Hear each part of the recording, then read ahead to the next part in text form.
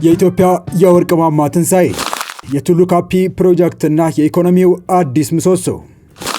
ኢትዮጵያ ታላቅ ታሪክ ልትጽፍ ደፋ ቀና እያለች መሆኑ ተነግሯል። ምስራቅ አፍሪካን የነቀነቀ መላው አፍሪካውያንን ያስደነቀ ፕሮጀክት ጀምራለች። ኢትዮጵያ የወርቅ ማማ ትንሳኤ ልትሆን የመላው አፍሪካ የወርቅ ማማ ለመሆን ታላቅ ፕሮጀክት ነድፋ እንቅስቃሴ ጀምራለች። በውሃና በወታደራዊ ኃይል በምስራቅ አፍሪካ አዳዲስ ታሪክ መጻፍ የቻለችው ኢትዮጵያ አሁን ደግሞ መላው ዓለም ይግረማችሁ ስትል የውሃ እናት ብቻ ሳይሆን የወርቅ ማማ መሆን እንደሚቻል ለማሳየት ደፋ ቀና እያለች ትገኛለች። ለመሆኑ ኢትዮጵያ በ340 ሚሊዮን ዶላር ወጪ ልታስገነባው ያቀደችው የማዕድን ማውጫ ግንባታ ለኢትዮጵያ ብሎም ለአፍሪካ ምን አይነት በረከት ይዞ እየመጣ ነው? በዚህ ፕሮጀክት ምን ያክል ኢትዮጵያ ተጠቃሚ ትሆናለች? ሁሉንም በዝርዝር መረጃ የምንመለከት ይሆናል። ሰላም ውድ የሉል ዴይሊ ቤተሰቦች እንደምን አላችሁ? ቻናሉን ሰብስክራይብ፣ ላይክ፣ ሼር ያደረጋችሁ እስከ ጥንቅራችን ፍጻሜ አብራችሁን ቆዩ። ኢትዮጵያ በ340 ሚሊዮን ዶላር ወጪ በምትገነባው የማዕድን ማውጫ አማካኝነት ቀጣዩ የአፍሪካ የወርቅ ማማ ሀገር ለመሆን እየተንቀሳቀሰች ነው የሚሉ መረጃዎች በስፋት እየወጡ ነው። ኢትዮጵያ ለቱሉ ካፒ የወርቅ ፕሮጀክት ልማት የሚውል 340 ሚሊዮን ዶላር በማግኘቷ አነስተኛ የወርቅ አምራች ከመሆን ወጥታ ከአፍሪካ የማዕድን ዘርፍ ውስጥ ትልቅ ድርሻ ወዳላት ሀገር ለመሸጋገር ወሳኝ እርምጃ መውሰዷን ቢዝነስ ኢንሳይደር አፍሪካ ዘግቧል። ፕሮጀክቱ በአገሪቱ ትልቅ ዘመናዊ የማዕድን ቁፋሮ እንደሚሆን ይጠበቃል ተብሏል። ፕሮጀክቱ ከአፍሪካ የልማት አበዳሪዎች የተገኘ 240 ሚሊዮን ዶላር የረጅም ጊዜ ብድርና 100 ሚሊዮን ዶላር የካፒታል መዋጮን ያካተተ ነው። ይህ የገንዘብ ድጋፍ የፕሮጀክቱ አልሚ የሆነውን ከፊ ጎልድ ኤንድ ኮፐር ወደ ሙሉ የግንባታ ምዕራፍ እንዲሸጋገር እንደሚያስችለውም ተጠቁሟል። ስለ ገንዘብ ድጋፍ የከፊ ጎልድ ዋና ስራ አስፈጻሚ የሆኑት ሃሪ አናነስቶራስ አዳምስ ለቢዝነስ ኢንሳይደር አፍሪካ ሲናገሩ የቱሉ ካፒ የብድር ስምምነት በሁሉም የሚመለከታቸው አካላት በመፈረሙ ደስተኛ ነን ያሉ ሲሆን ይህም ሙሉ የፕሮጀክቱ ልማትን ለመጀመር በስራ ቦታው ላይ ተጨማሪ እንቅስቃሴዎች እንዲቀጣጠሉ አድርጓል ብለዋል። ቀሪዎቹ የካፒታል መዋጮ ሀሳቦችም በሀገር ውስጥና በዘርፉ ባለሀብቶች መካከል ተጠናቀው እንዲያልቁ መንገድ ከፍቷል ሲሉ ተናግረዋል። አክለውም የወርቅ ዋጋ በታሪክ ከፍተኛ ደረጃ ላይ በደረሰበት በዚህ ወቅት የቱሉ ካፒን ፕሮጀክት ለመጀመር ተመራጭ ጊዜ ነው ብለዋል። ፕሮጀክቱ ወደ ሙሉ ግንባታ ለመሸጋገር ዝግጅቱን እያጠናቀቀ ባለበት በዚህ ወቅት እንደ መኖሪያ ቤቶች፣ የውስጥ ለውስጥ መንገዶችና የኤሌክትሪክ መስመር ዝርጋታ ያሉ የመጀመሪያ ደረጃ የዝግጅት ስራዎች ቀድሞውኑ መጀመራቸውን ጠቁመዋል። ከአዲስ አበባ በስተ ምዕራብ በግምት 360 ኪሎ ሜትር ርቀት ላይ የሚገኘው ይህ የማዕድን ማውጫ በመጀመሪያዎቹ 7 ዓመታት ውስጥ በየዓመቱ በአማካይ 164,000 አውንስ ወርቅ እንደሚያመርት የሚጠበቅ ሲሆን በፈረንጆቹ 2027 ደግሞ ሙሉ በሙሉ ምርት ለገበያ ማቅረብ ይጀምራል ተብሎ ይጠበቃል።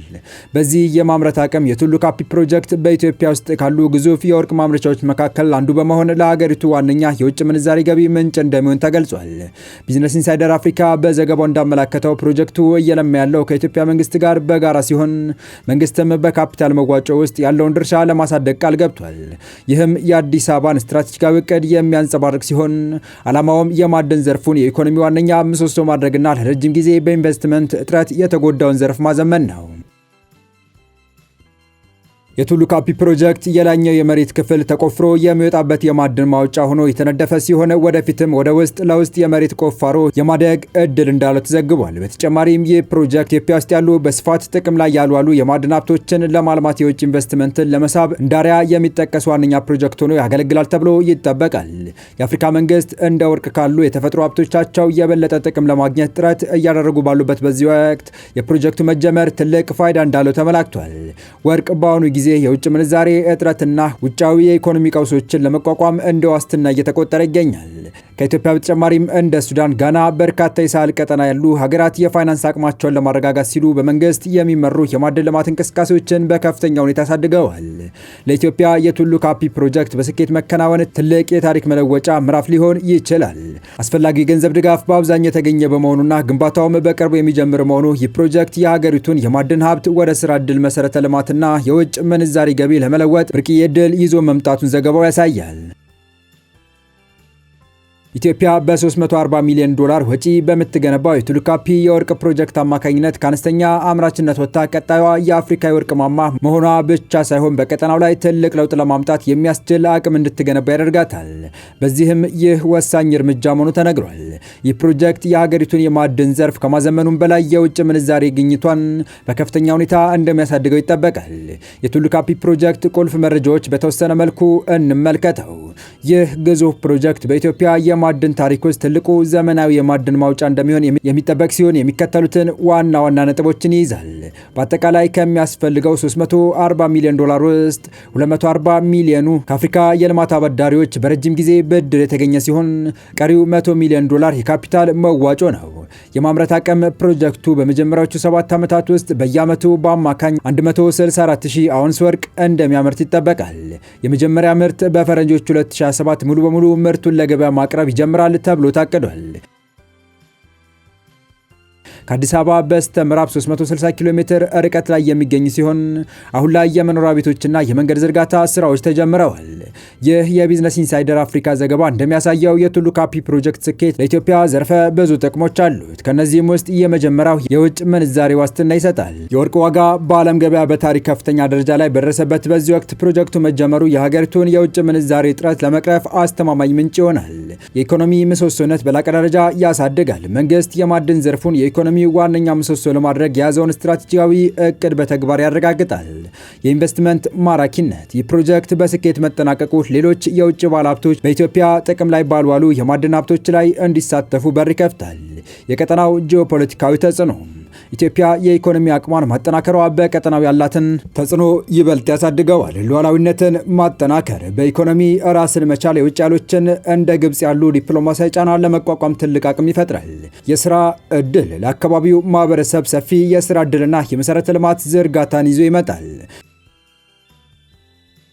የቱሉ ካፒ ፕሮጀክት የኢትዮጵያ የማዕድን ኩስመና ዘመን ማክተሙን የሚያበስር ነው። 130 ሚሊዮን ሕዝብ ያላት ኢትዮጵያ የተፈጥሮ ሀብቷን በዘመናዊ ቴክኖሎጂ በማልማት የኢኮኖሚ የበላይነቷን እያረጋገጠች ትገኛለች። በኢትዮጵያ በምዕራብ ወለጋ ቱሉ ካፒ አካባቢ የሚተገበረው ፕሮጀክቱ ቁልፉ የፋይናንስ ምንጮችን ማስጠበቅና ከፕሮጀክቱ አጋሮች ጋር ስምምነት ላይ ከደረሰ ከ2019 ዓ.ም አጋማሽ በፊት ግንባታ ለመጀመር ዝግጁ መሆኑን መግለጹ ይታወሳል። ድርጅቱ ለከፍተኛ ደረጃ የወርቅ ክምችቱ ያዘጋጀው ሙሉ የልማት እቅድ በፋይናንስ ሰጪዎች ቡድን መጽደቁ የተገለጸ ሲሆን ይህም ለመጨረሻ የፋይናንስ ስምምነት መደምደሚያ መንገድ ከፍቷል። ድርጅቱ የሀገር ውስጥ የግልና የመንግስት ባለሀብቶችን በሀገር ውስጥ ገንዘብ ለማሳተፍ እየተዘጋጀ ሲሆን ለወደፊት በኢትዮጵያ የኩባንያውን ቅርንጫፍ በገበያ ላይ ለመሸጥ የሚያስችል መሰረት እየጣለ መሆኑ ሚዲያው ዘግቧል። የፕሮጀክቱን ቁርጠኝነት የሚያመለክቱ ስምምነቶች ከፌዴራልና ክልል ባለስልጣናት፣ ከአበዳሪዎች፣ ከኢትዮጵያ ሉዓላዊ ሀብት ፈንድ፣ ከሀገር ውስጥ ተቋራጮችና በፕሮጀክቱ የበጎ አድራጎት ድርጅት መካከል ተፈርሟል። በፕሮጀክቱ ቦታ የተለያዩ ግንባታ ስራዎች እየተከናወኑ ነው። ከነዚህ መካከል ለአካባቢው ማህበረሰብ የሚሰሩ አዲስ የመኖሪያ ቤቶች፣ በኢትዮጵያ መንገዶች ባለስልጣን የሚከናወን የመንገድ ዝርጋታና እና ከታላቁ የኢትዮጵያ ህዳሴ ግድብ የሚዘረጋው የኤሌክትሪክ መስመር ይገኙበታል። የኬፊ ስራ አስፈጻሚ ሊቀመንበር የሆኑት ሃሪ አናሮስትራስ አዳምስ የወርቅ ዋጋ በዓለም አቀፍ ደረጃ ከፍተኛ በሆነበት በዚህ ወቅት ቱሉ ካፒን መጀመር ትክክለኛው ጊዜ ነው ብለዋል። ፕሮጀክቱ ዓለም አቀፍ የአካባቢ ማህበረሰባዊና አስተዳደራዊ መስፈርቶችን ያሟላ ሲሆን በኢትዮጵያ እያደገ ላለው የወርቅ ዘርፍ ትልቅ አስተዋጽኦ ያደርጋል ተብሎ ይጠበቃል።